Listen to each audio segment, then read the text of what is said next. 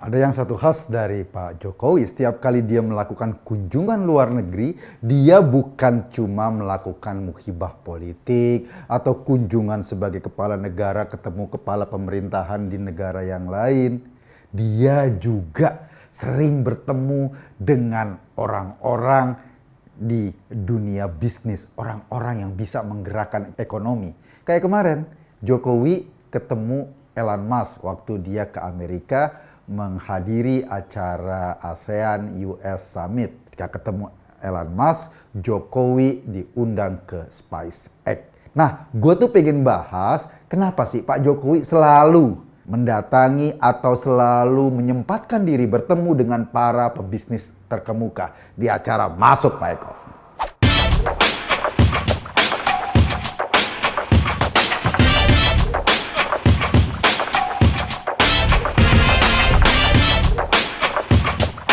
Jadi ketika Jokowi ketemu Elon Musk ini orang Amerika. Kalau dia orang Sragen namanya Mas Elon. Karena di Amerika dibalik jadi Elon Musk. Nah, Mas Elon ini kemarin ketemu Jokowi pakai kaos. Memang pakai kaos ya, namanya juga di rumah sendiri atau memang kebiasaannya. Dan Pak Jokowi ketemu Elon Musk itu dalam rangka mengunjungi SpaceX. Jadi pertemuannya santai, ngobrol-ngobrol, bahkan di beritanya bicara tentang teknologi dan inovasi masa depan. Yang paling lucu, di Indonesia yang diomongin pakai kaosnya bukan konten pembicaraan, bukan tujuan-tujuan penting pembicaraan. Emang sebagian masyarakat kita ini aneh. Kalau nonton film, yang diomongin kutek pemain filmnya bukan ceritanya. Nah, itu dia tuh, yang diomongin hal-hal yang nggak penting. Soal kaosnya lah, ketemu Jokowi cuma pakai kaos, ketemu presiden cuma pakai kaos. Ya wajar kan ketemunya di acara yang santai, bukan ketemu di acara kenegaraan.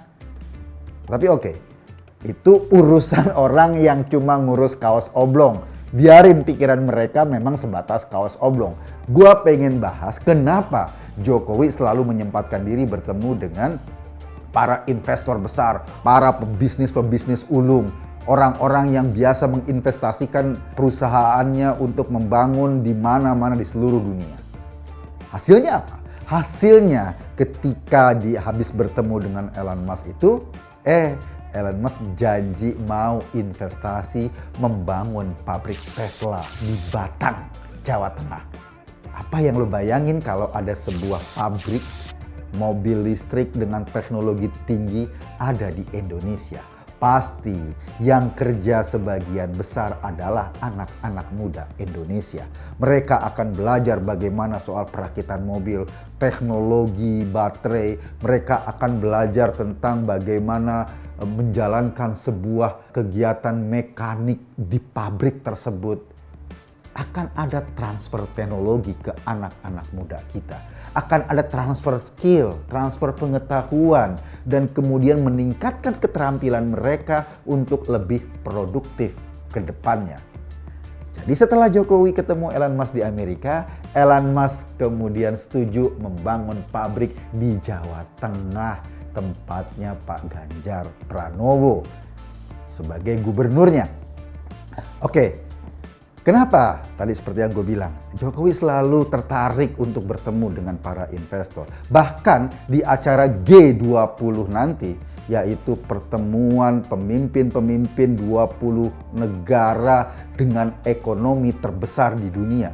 Iya, gue ingin kasih tahu, Indonesia itu termasuk G20, negara dengan size atau besaran ekonomi terbesar di dunia. Ada Amerika pasti, ada Jepang misalnya, atau negara-negara Eropa, dan termasuk Indonesia, India, dan China sebagai ekonomi dengan kekuatan ekonomi terbesar. Misalnya di dunia ini ada 200-an negara.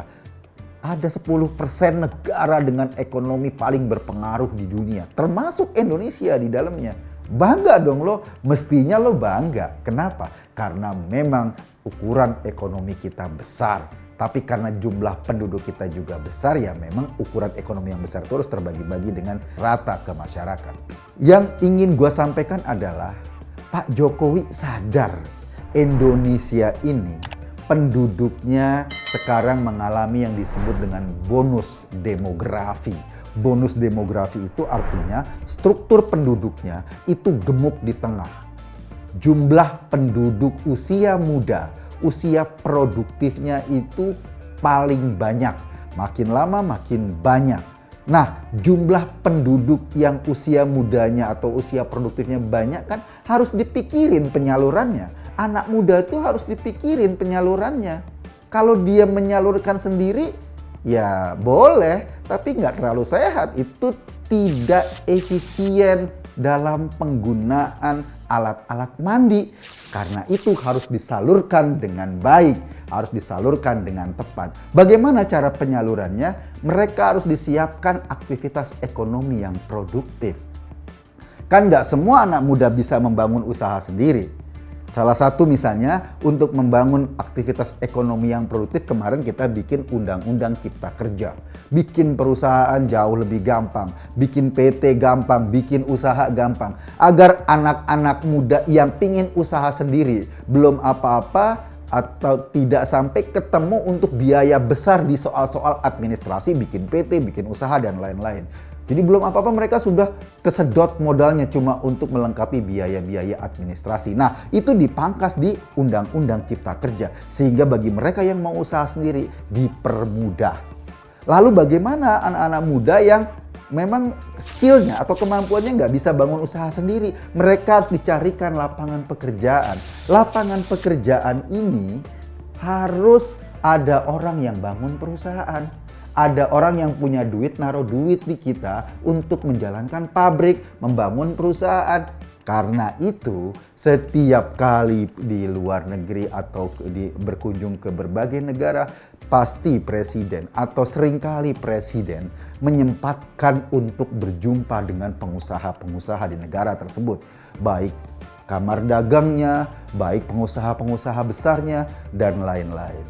Nanti pada saat G20 kan katanya selain pemimpin-pemimpin negara yang akan hadir di Indonesia, juga diundang para raksasa-raksasa usaha di dunia. Misalnya kayak tadi tuh Mas Elon, ada Mark Zuckerberg, ada Bill Gates, atau yang lain-lain lagi akan diundang ke Indonesia, dan mudah-mudahan mereka melihat Indonesia sebagai salah satu tempat investasi yang paling menjanjikan.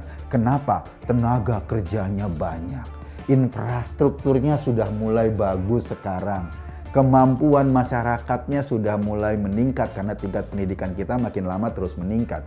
Ini yang menjadi target Pak Jokowi.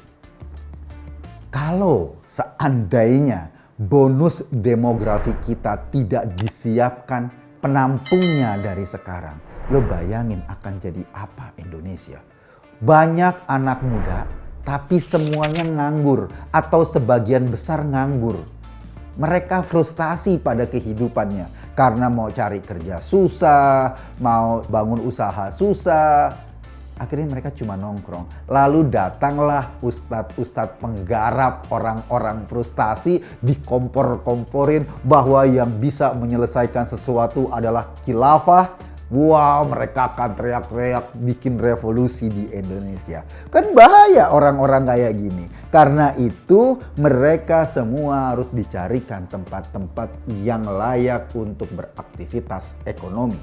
Untuk itulah diundanglah para investor ke Indonesia. Seperti Elon Musk yang mau bangun pabrik mobil Tesla di Batang. Kenapa pilihannya Indonesia? Pertama, karena Indonesia punya tambang nikel terbesar loh di dunia. Punya cadangan nikel terbesar di dunia. Dan nikel itu adalah bahan baku untuk membuat baterai lithium. Mobil listrik butuh baterai lithium. Jadi wajar kalau Tesla bangun pabriknya di sini karena bahan baku utamanya ada di sini. Dan kita juga sudah lama kok punya industri otomotif, kalaupun bukan punya Indonesia 100%. Langsung masih mobil Jepang atau mobil dari Korea, tapi sudah ada pabriknya di sini. Anak-anak muda kita sudah ada yang menguasai industri atau menguasai skill produksi otomotif. Jadi ketika Tesla nanti membangun pabriknya di Batang, Tentu saja kesediaan tenaga kerja kita sudah ada. Bukan cuma Tesla nanti, pasti juga banyak investor-investor besar yang tertarik untuk tanam uangnya di sini. Dan akibatnya apa? Akibatnya secara ekonomi, kalau misalnya dibangun pabrik mobil di sini, kan mobilnya nggak cuma dikonsumsi di Indonesia, dikonsumsi juga oleh negara-negara lain. Kita ekspor dan ada pendapatan devisa negara. Pendapatan itu bisa menjadikan negara kita jauh lebih kuat secara ekonomi.